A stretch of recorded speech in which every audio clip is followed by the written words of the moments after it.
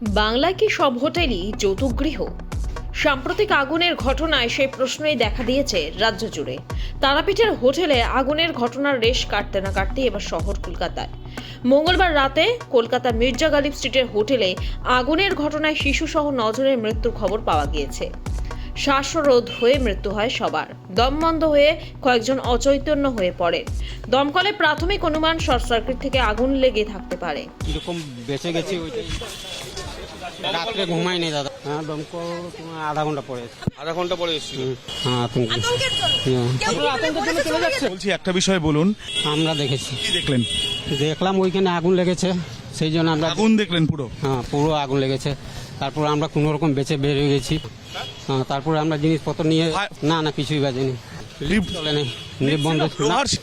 জানতাম মানে কি জানতাম, কিন্তু লোহার সিঁড়ির কাছে যাওয়ার মানে আমার ছিল না, সেইখানে আগুনটা লেগেছিল। সিঁড়ির কাছে আগুন লেগেছে? হ্যাঁ, সিঁড়ির কাছে কেউ ছিল না।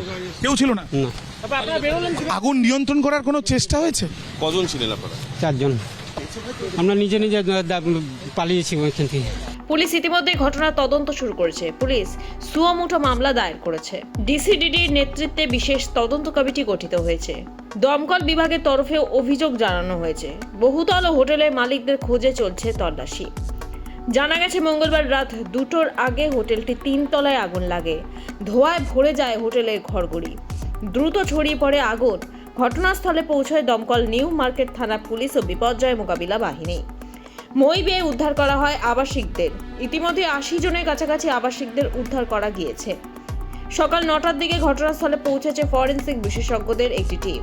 এবং আমাদের দপ্তরের আধিকারিকরা খবর পাওয়ার সাথে সাথে এখানে ছুটে যাওয়ার পরে 80 জন ব্যক্তিকে আমরা উদ্ধার করতে পেরেছি। এটা একটা বড় উল্লেখযোগ্য ঘটনা। আর খবর পাওয়ার সাথে সাথে ভোরবেলা আমি এসেছি, আমার মাননীয় ডিজি সাহেব তিনি এসছেন, মুখ্যমন্ত্রী রাতভর আমাদের সাথে ফোনে যোগাযোগ রেখে খোঁজখবর নিচ্ছেন। আমি নিজে ভেতরে ঢুকেছিলাম, তো খুব বেশি নজরে পড়েনি। আরও ডিটেলসে ফরেনসিক বিশেষজ্ঞরা আসবেন, আরও তদন্ত হবে, তখন বোঝা যাবে। সবচেয়ে ইম্পর্টেন্ট সেটা হচ্ছে এই রকম একটা বিল্ডিংয়ে প্রত্যেকটা ফ্লোরে 4টা-5টা করে হোটেল, এবং প্রত্যেকটা হোটেলে কোনো ঘরের জানালা নেই, খুপড়ি করে একটা মাত্র জানালা ছিল বলে 2 জন ভদ্রলোক ভদ্রমহিলাকে উদ্ধার করা সম্ভব হয়েছে। আমাদের কর্মীরা ল্যাডার দিয়ে নিয়ে গিয়ে উদ্ধার করে নিয়ে এসছেন।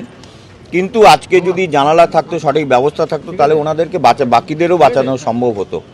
তো কি করে কেএমসি পূর্বতন সরকার, তাদের অভিশাপ আমাদের বহন করতে হচ্ছে।